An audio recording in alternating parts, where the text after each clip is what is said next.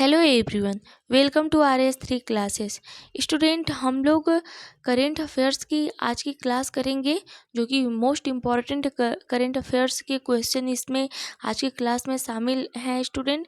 जो कि हर एग्ज़ाम में, जैसा कि आप लोग जानते हैं कि हर एक एग्ज़ाम में करेंट अफेयर्स पूछा जाने लगा है और इसका वेटेज भी ज़्यादा होता है।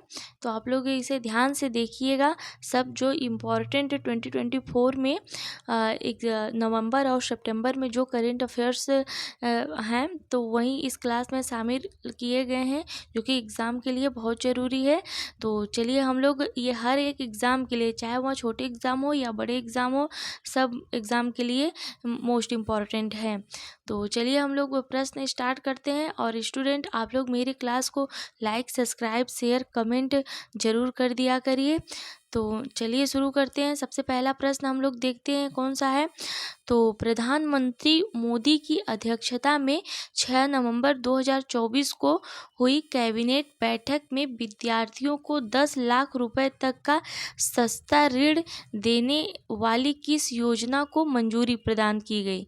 तो वह कौन सी योजना है, आप सभी को बताना है, जिसमें विद्यार्थियों को 10 लाख रुपए तक सस्ता ऋण प्रदान की जाने की मंजूरी दी गई। तो पीएम विद्या लक्ष्मी योजना, पीएम विद्या लक्ष्मी योजना, इसे आप लोग ध्यान रखिएगा। और अगला प्रश्न है, अक्टूबर 2024 में किस रोग के बारे में जागरूकता फैलाने के लिए राष्ट्रपति भवन, संसद, इंडिया गेट और अन्य सरकारी कार्यालयों को लाल रंग से रोशन किया गया? तो किस रोग के बारे में जागरूकता फैलाने के लिए किया गया? तो डिसलेक्सिया। डिसलेक्सिया यह एक मानसिक बीमारी होती है।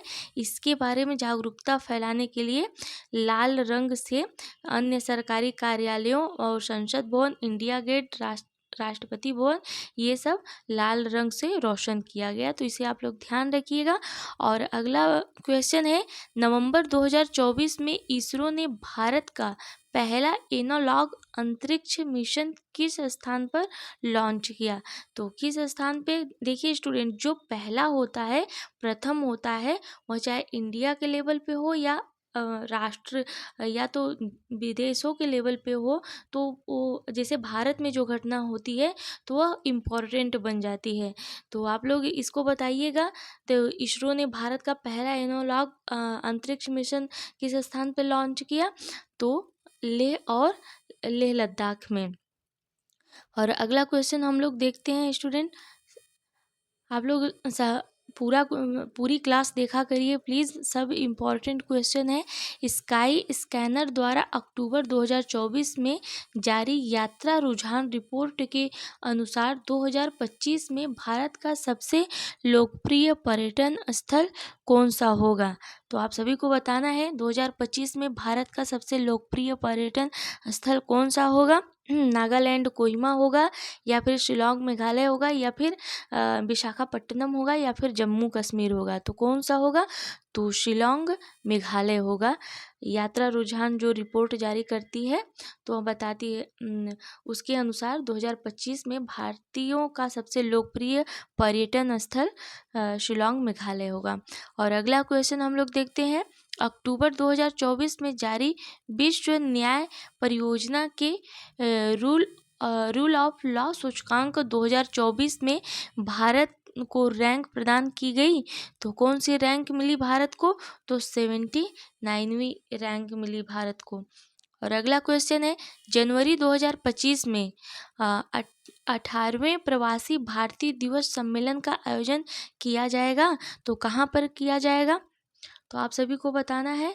तो यह भुवनेश्वर, उड़ीसा, मतलब पहले यहाँ जारी कर दिया जाता है कि कब 18वां प्रवासी दिवस जनवरी में होता है। तो यह कहाँ, किस स्थान पर सम्मेलन होगा? तो भुवनेश्वर, उड़ीसा में होगा। तो इसे आप लोग ध्यान रखिएगा, भुवनेश्वर उड़ीसा में होगा। और डी.वाई. चंद्रचूड़ की जगह किसे भारत का 91वां मुख्य न्यायाधीश नियुक्त किया गया है? ये आप लोग जैसा कि जानते ही हैं, ये 4 स्टार का मतलब हो जाता है क्वेश्चन। तो किसे डी.वाई. चंद्रचूड़ की जगह पे नियुक्त किया गया है 91वां मुख्य न्यायाधीश? तो आप सभी को बताना है। तो न्यायाधीश संजीव खन्ना को न्यायाधीश संजीव खन्ना को डीवाई चंद्रचूड़ की जगह 91वां मुख्य न्यायाधीश नियुक्त किया गया।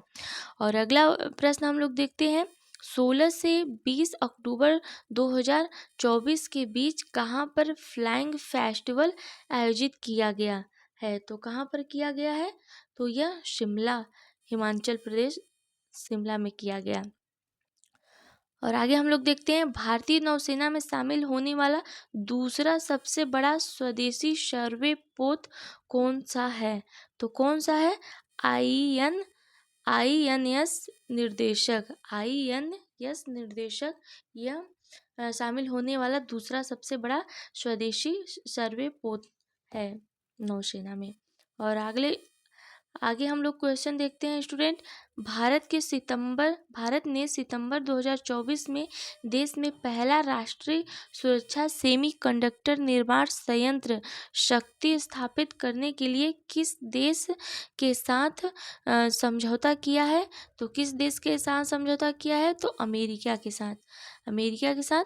आगे प्रश्न देखते हैं, हाल ही में गाय को राज्य माता का दर्जा देने वाला देश का पहला राज्य कौन बना? तो कौन बना है? आप लोग अक्सर सोचते हैं उत्तर प्रदेश में ही गाय का ज़्यादा हुआ है, तो उत्तर प्रदेश, लेकिन महाराष्ट्र ने गाय को राज्य माता का दर्जा दिया। तो आप लोग इसे ध्यान रखिएगा। और आगे प्रश्न हम लोग देखते हैं, अक्टूबर 2024 में किस राज्य ने लू हीट वेव को प्राकृतिक आपदा घोषित किया? तो किस राज्य ने किया? तो आप सभी को बताना है। तो मध्य प्रदेश ने, पश्चिम बंगाल ने, उड़ीसा ने, तमिलनाडु ने। तो किसने प्राकृतिक आपदा घोषित किया लू हीट वेव को? तो मध्य प्रदेश ने।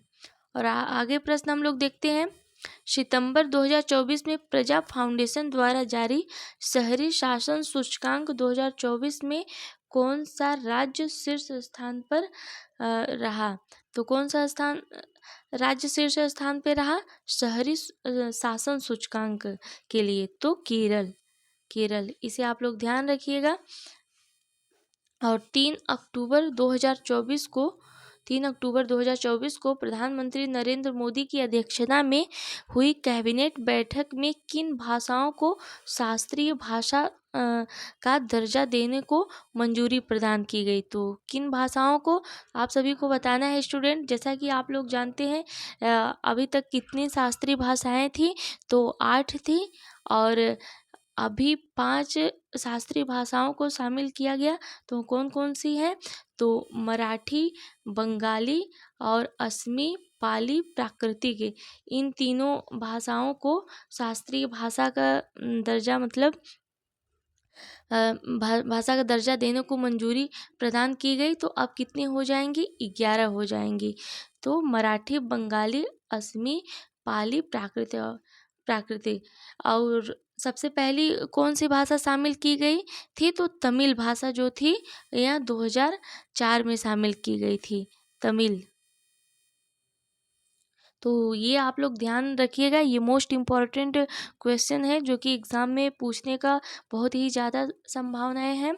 तो आगे हम लोग प्रश्न देखते हैं, हाल ही में भारत का पहला कागज विहीन सरपंच का उपचुनाव कहाँ पर कराया गया? तो कहाँ पर कराया गया? तो आप सभी को बताना है। तो भोपाल, मध्य प्रदेश में भारत का पहला कागज विहीन सरपंच का उपचुनाव कराया गया। और सितंबर 2024 में जारी वैश्विक नवाचार सूचकांक 2024 में भारत का कौन सा रैंक प्रदान किया गया? तो भारत को कौन सा रैंक प्रदान किया गया वैश्विक नवाचार सूचकांक 2024 में? तो आप सभी को बताना है ये। तो 39वीं रैंक से आप लोग ध्यान रखिएगा। और आगे प्रश्न देखते हैं, 18 सितंबर 2024 को केंद्रीय कैबिनेट बैठक में चंद्रयान 4 मिशन के लिए कितने करोड़ रुपए की धनराशि आवंटित की गई है? तो कितने करोड़ की धनराशि आवंटित की गई है चंद्रयान 4 के लिए? तो आप सभी को यह बताना है। तो 2104.06 करोड़ रुपए, इतनी धनराशि चंद्रयान 4 के लिए मतलब आवंटित की गई है। तो आगे प्रश्न हम लोग देखते हैं, वह पूर्व केंद्रीय मंत्री जिन्हें हाल ही में विश्व कृषि मंच बोर्ड में नामित किया गया है, तो कौन से केंद्रीय मंत्री हैं? तो सुरेश प्रभु। और प्रधानमंत्री नरेंद्र मोदी ने कहाँ से जल संचयन जन भागीदारी पहल की शुरुआत की? तो कहाँ से की है आप सभी को बताना है। तो सूरत गुजरात से किए हैं जल संचयन जन भागीदारी पहल। और लास्ट क्वेश्चन है, पेरिस स्थित ग्रेविन म्यूजियम ने किस भारतीय अभिनेता के सम्मान में हाल ही में गोल्डन क्वाइन जारी किया है? तो वह कौन से भारतीय अभिनेता हैं? अमिताभ बच्चन, शाहरुख खान, सलमान खान, मिथुन चक्रवर्ती। तो कौन से हैं? तो आप सभी को बताना है। तो शाहरुख खान। तो ये पूरे 20 क्वेश्चन थे स्टूडेंट, जो कि मोस्ट इम्पॉर्टेंट थे। आप लोग 1 से 2 बार ज़रूर देखिएगा, हर एक एग्ज़ाम के लिए ज़रूरी है। तो ये थी मेरी क्लास, और स्टूडेंट पसंद आए तो मेरी क्लास को लाइक, सब्सक्राइब, शेयर, कमेंट ज़रूर कर दीजिएगा। Thank you.